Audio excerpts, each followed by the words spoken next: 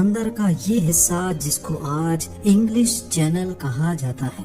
ویسے تو یہ چینل کافی پھیلا ہوا ہے، لیکن اس پوائنٹ پہ آ کر یہ کافی نیرو ہو جاتا ہے، اور یہیں پر انگلینڈ اور فرانس ایک دوسرے سے 33 کلومیٹرز ہی دور ہوتے ہیں۔ ہسٹری میں کئی بار اس دوری کو ختم کرنے کی کوشش کی جا چکی ہے، لیکن یہ ایکسپیریمنٹس کئی جانیں گنوانے کے بعد بند کر دیے گئے تھے، کیونکہ شاید تب ٹیکنالوجی بہت لمیٹڈ ہوا کرتی تھی۔ لیکن 20ویں صدی کے آخر میں جب ٹیکنالوجی اپنی عروج کی طرف قدم بڑھا رہی تھی، تب ایک مرتبہ پھر سے انگلینڈ اور فرانس کو آپس میں زمینی کنیکشن سے جوڑنے کے بارے میں سوچا گیا۔ یہ 1980s کا دور تھا جب بڑی سے بڑی مشینری بنانا بھی پاسبل تھا۔ مشین کے علاوہ ایک اور چیلنج بھی تھا، اور وہ تھا انگلینڈ کو منانا۔ جی ہاں، انگلش چینل کے ٹھنڈے پانی نے ہمیشہ انگلینڈ کو دشمنوں پر بھاری ہاتھ دیا ہے۔ نیپولین سے لے کر ہٹلر تک انگلینڈ کے کئی دشمنوں نے اس پر قبضہ کرنے کا پلان بنایا، لیکن وہ انگلش چینل کی سخت کنڈیشنز ہی تھی جس نے انگلینڈ کا پلڑا ہمیشہ بھاری رکھا۔ ورلڈ وار 2 میں ہٹلر نے تو فرانس کے کیلے نامی گاؤں سے ایک انڈر واٹر ٹنل کھودنے کا سیکرٹ پروجیکٹ بھی لانچ کیا تھا تاکہ انگلینڈ پر قابو پایا جا سکے، لیکن یہ پروجیکٹ کبھی شروع ہی نہیں ہو سکا۔ خیر، ہٹلر کے مرنے اور ورلڈ وار 2 کے بعد یورپ میں بہت تبدیلی آنا شروع ہو گئی۔ بزنس بوم کرنے لگا اور ہر طرف خوشحالی ہی خوشحالی تھی۔ فرانس اور انگلینڈ جو کبھی دشمن تھے، انہوں نے انگلش چینل کے ذریعے ٹریڈ کرنا شروع کر دیا۔ وقت گزرتا گیا اور 1986 میں ان دونوں دیشوں نے ڈیسائیڈ کیا کہ اب اس رکاوٹ کو ہٹا کر انگلینڈ کو یورپ کے ساتھ کنیکٹ کر دیا جائے۔ انگلینڈ میں اس ڈیسیژن پر کافی پروٹیسٹ ہوئے، کیونکہ کئی لوگوں کو انگلینڈ کی اس آئی لینڈ سلطنت پر بہت فخر تھا۔ کئی مہینوں کی لمبی ٹاکس کے بعد دونوں دیشوں نے فائنلی ایک انڈر سی ٹنل بنانے کا ایگریمنٹ کر لیا۔ اس کو چینل ٹنل کا نام دیا گیا، جس کو اکثر لوگ یورو ٹنل بھی کہتے ہیں۔ ایگریمنٹ میں یہ طے پایا تھا کہ انگلینڈ اور فرانس کے ٹیمز اپنی اپنی سائڈ سے ٹنل کھودیں گی، اور دونوں ٹنلز سینٹر پوائنٹ پہ آ کر کنیکٹ ہوں گے۔ یہ پروجیکٹ شروع ہونے سے پہلے ہی ایک بہت بڑا فیلئر لگ رہا تھا۔ سمندر کے نیچے قریب 38 کلومیٹرز لمبا ٹنل بنانا یہ کوئی ایسا ٹاسک نہیں تھا جس کو کوئی ایک انجینئرنگ فرم بنانے کی ہمت کرتی۔ آخر کار یہ طے پایا کہ 10 انجینئرنگ فرمز اس پروجیکٹ کو ایک دوسرے کے ساتھ کولیبریٹ کر کے کنسٹرکٹ کریں گی۔ چینل ٹنل کا ڈیزائن بننے سے پہلے یہ جاننا ضروری تھا کہ ٹنل میں کون سی ٹرانسپورٹ چلے گی، اور یہ شروع کہاں سے ہوگا اور ختم کہاں پر۔ میوچول انڈرسٹینڈنگ سے یہ طے پایا کہ ٹوٹل 3 ٹنلز بنائے جائیں گے، جس میں انگلینڈ اور فرانس کے درمیان ریلوے لوپ چلے گا۔ اس کا ایک ٹرمینل فرانس کے شہر کیلے، جبکہ انگلینڈ میں فوک اسٹون پر دوسرا ٹرمینل ہوگا۔ ٹنل کی ٹوٹل لمبائی 56 کلومیٹرز ہوگی، جس میں سے سمندر کے نیچے والا پارٹ 38 کلومیٹرز لمبا ہوگا۔ 1986 میں جا کر فائنلی چینل ٹنل کی کنسٹرکشن اسٹارٹ کر دی گئی۔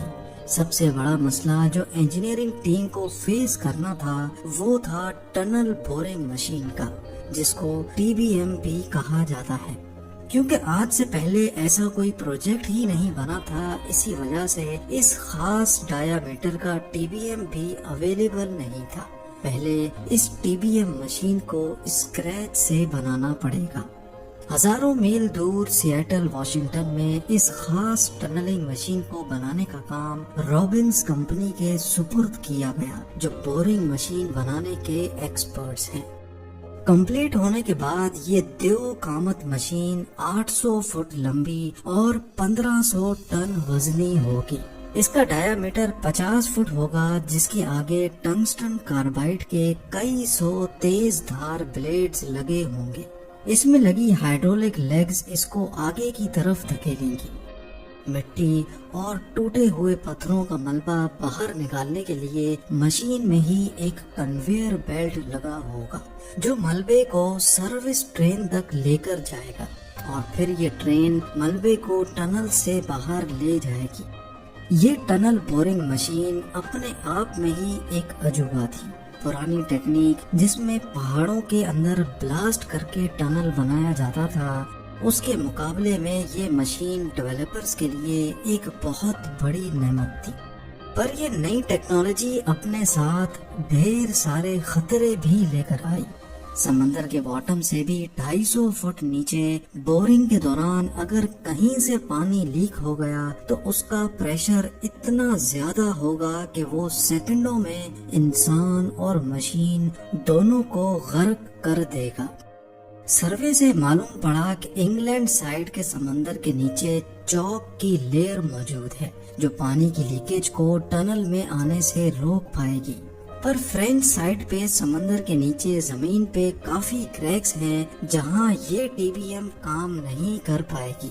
اس کے لیے الگ سے ایک نئی ٹی بی ایم بنانے کا فیصلہ کیا گیا جو ٹنل بورنگ کے ساتھ ساتھ ایک سب مرین بھی ہوگی۔ یہ پانی کا اتنا پریشر برداشت کر پائے گی جتنا ورلڈ وار 2 کی سب مرینز کر پاتی تھی۔ جب یہ مشین تیار ہوئی تو یہ اپنے ساتھ ایک نیا چیلنج لے کر آئی۔ زمین سے 200 فٹ نیچے اس کو پہنچایا کیسے جائے؟ اس کام کے لیے مشین کو ڈس اسمبل کیا گیا اور ایک ایک پیس الگ سے نیچے پہنچایا گیا۔ اس کو زمین کے اندر جا کر دوبارہ سے اسمبل کرنا تھا، جس میں کئی مہینے اور لاکھوں ڈالر کا خرچہ لگ گیا۔ پروجیکٹ کو اسٹارٹ ہوئے 2 سال گزر چکے تھے۔ 1988 میں فائنلی دونوں سائڈوں پہ کھدائی کا کام شروع کر دیا گیا۔ مٹی اور پتھروں کے ملبے کی اتنی زیادہ کوانٹٹی کو ڈسپوز آف کرنا بھی اپنے آپ میں ایک بہت بڑا ٹاسک تھا۔ ایک دن میں یہ مشین 750 اسکوائر فیٹ پتھروں کو کاٹ رہی تھی اور صرف 1 گھنٹے میں 2400 ٹن جتنا ملبہ جمع ہوتا جا رہا تھا۔ انگلینڈ والی سائٹ پر اس ملبے کو فوکسٹون اور ڈوور کے بیچ میں شیکسپیئر کلف کے نیچے ڈال کر سیمفائر ہو نامی یہ کنٹری پارک بنایا گیا تھا، اور اسی وجہ سے ہی یہ کوسٹل لائن سے تھوڑا باہر نکلا ہوا ہے۔ فرینچ سائٹ سے اکٹھا ہونے والا ملبہ کیچڑ کی فارم میں تھا، جس کو سینگیٹ کے قریب فون پیگین ویلی میں ڈال کر ایک آرٹیفیشل لیک بنائی گئی۔ ایک طرف اتنا زیادہ ملبہ ٹنل سے باہر نکالا جا رہا تھا تو دوسری طرف اندر لے کر جانے والا سامان بھی کافی زیادہ تھا۔ جیسے جیسے ٹی بی ایم بور کرتا جا رہا تھا اسی اسپیڈ سے لوز راک اور چاک کی لیئر کو سیل کرنا بھی بہت ضروری تھا، کیونکہ اگر اوپر سمندر کے پانی نے ٹنل کا راستہ بنا لیا تو پھر اس کو روکنا ناممکن ہوگا۔ اس کام کے لیے ٹنل کی سائز جتنے گول کنکریٹ سلیبز فٹ کیے جا رہے تھے۔ یہ کنکریٹ نیوکلیئر پلانٹس میں لگنے والے کنکریٹ سے بھی زیادہ مضبوط ہے۔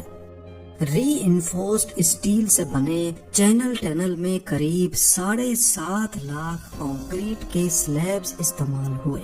ان سلیبز کی ایک پوری رنگ کا وزن 40 ٹن کے برابر ہے، یعنی یہ ٹوٹل اتنا ہی کنکریٹ ہے جس سے 8 برج خلیفہ جیسی بلڈنگز بنائی جا سکتی ہیں۔ ان کو سروس ٹرین میں ڈال کر ٹنل تک پہنچایا جانے لگا، جہاں ایک اسپیشل مشین تھی جو ان کو اپنی جگہ پہ فٹ کرتی جا رہی تھی۔ کئی ہفتے گزرتے گئے اور پھر مہینے، دونوں طرف سے ٹنل آہستہ آہستہ بڑھتا جا رہا تھا۔ سب کو صرف ایک ہی چیز کا انتظار تھا کہ کب یہ دونوں ٹنلز آپس میں ملیں گے، لیکن یہ کام جتنا دیکھنے اور سننے میں آسان لگ رہا ہے، حقیقت میں کافی زیادہ کمپلیکیٹڈ تھا۔ دونوں ٹی بی ایم اگر ٹھیک پوزیشن میں آگے نہیں بڑھیں گی تو ظاہر ہے دونوں ٹنلز سمندر کے نیچے ایک دوسرے سے کبھی نہیں مل پائیں گے۔ اس مسئلے کے سولوشن کے لیے laser beam guidance system use کیا جا رہا تھا۔ ایک لیزر انگلینڈ والی مشین میں لگا تھا تو دوسرا فرینچ مشین میں۔ دونوں گائیڈنس سسٹم آپس میں ایک دوسرے سے وائرلیسلی کنیکٹڈ تھے۔ جب بھی کوئی ایک مشین اپنی پوزیشن بدلتی تو گائیڈنس سسٹم مین کمپیوٹر کو سگنل بھیج کر ہائیڈرولک جیک سے بورنگ مشین کے ہیڈ کی پوزیشن چینج کروا دیتا تھا، جس سے دونوں ٹنلز واپس سے ایک دوسرے کے ساتھ الائن ہو جاتے تھے۔ یہ گائیڈنس سسٹم صحیح سے کام کر بھی رہا تھا کہ نہیں، اس کو کنفرم کرنے کے لیے آخری 100 میٹر کے فاصلے پر دونوں مشین بند کر دی جائیں گی اور پھر اگلی سائڈ پہ ایک اسٹیل راڈ بھیج کر کنفرم کیا جائے گا کہ واقعی دونوں ٹنلز کی پوزیشن ایکوریٹ ہے کہ نہیں۔ 3 سال کی لگاتار بورنگ کے بعد آخرکار اب وہ وقت آ چکا تھا جب بیچ کا فاصلہ صرف 100 میٹر رہ گیا اور پلان کے مطابق ایک اسٹیل راڈ بھیجی گئی۔ دونوں ٹنلز کی پوزیشن آلموسٹ ایکوریٹ تھی، صرف ان میں 10 انچز کا ڈفرنس تھا جو کہ الاؤڈ لمٹ میں ہی آتا ہے۔ اب انجینئرنگ ٹیم کا سب سے بڑا اور سب سے کڑا امتحان تھا۔ دونوں ٹی بی ایمز میں سے ایک کو سوسائڈ کرانا بہت ضروری تھا۔ جی ہاں، کیونکہ دونوں ٹنلز میں 2 فٹ موٹے کنکریٹ سلیبز لگ چکے تھے، یعنی ٹنل کا ڈایا میٹر 50 فٹ سے کم ہو کر اب 46 فیٹ بچا تھا اور ٹی بی ایم یعنی بورنگ مشین کا ڈایا میٹر 50 فٹ تھا۔ کام ختم ہونے پر 50 فٹ بڑی مشین 46 فیٹ کے ٹنل میں سے واپس تو باہر آ نہیں سکتی، اسی لیے اس مسئلے کا سولوشن یہ نکالا گیا کہ دونوں میں سے ایک مشین کو راستے سے ہٹانا پڑے گا، جس کو انجینئرز میکینیکل سوسائڈ کہتے ہیں۔